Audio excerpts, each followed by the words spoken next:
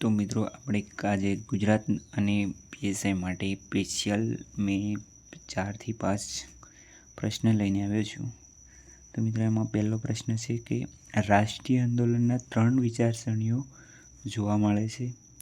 એમાં પહેલી છે ઉદારવાદી, એને બીજા નામથી મવાલવાદી તરીકે પણ ઓળખવામાં આવે છે. અને બીજો છે ઉગ્રવાદી, જેને જહાલવાદી નામથી ઓળખવામાં આવે છે. મિત્રો ત્રીજો છે જે ઉગ્ર ક્રાંતિકારી તરીકે પણ એને ઓળખવામાં આવે છે.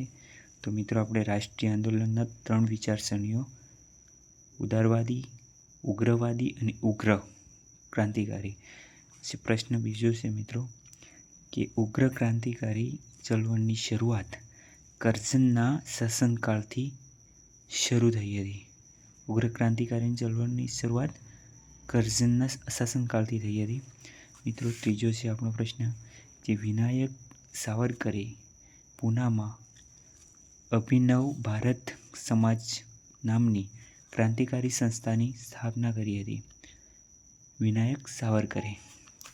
મિત્રો ત્યાર પછી આપણો પ્રશ્ન છે ચોથો, જે અમદાવાદમાં વાઇસરોય મિન્ટો અને લેડી મિન્ટો ઉપર 2 વખત બોમ્બ ઝીકાયા का मतलब બોમ્બ ફેંકવામાં આવ્યો હતો. એ કઈ તારીખે, તો તારીખ પૂછાય છે તો લખી દેવાનું કે 13મી નવેમ્બર 1909માં. અને કોના દ્વારા ફેંકવામાં આવ્યો હતો તો મોહનલાલ કામેશ્વર પંડ્યા, બીજા નામથી એમને ડુંગળી ચોર તરીકે ઓળખવામાં આવે છે. અને 2 એમના સાથીદાર મિત્રો બી હતા, તો પૂજાભાઈ વકીલ અને બીજા હતા વસંતભાઈ વ્યાસ. તો મિત્રો આટલી શોર્ટમાં આટલો 4 ક્વેશ્ચન લઈને આવ્યો તો મિત્રો. જો આવા જ ક્વેશ્ચનો જરૂર હોય મિત્રો તો ચેનલને સબસ્ક્રાઈબ કરવી અને લાઈક કરવી અને શેર કરવાનું ના ભૂલતા મિત્રો. ઓકે, શરૂઆત છે તો ક્વેશ્ચનની થોડા એવા આવશે પણ ધાકડ બી લાવીશું. ઓકે.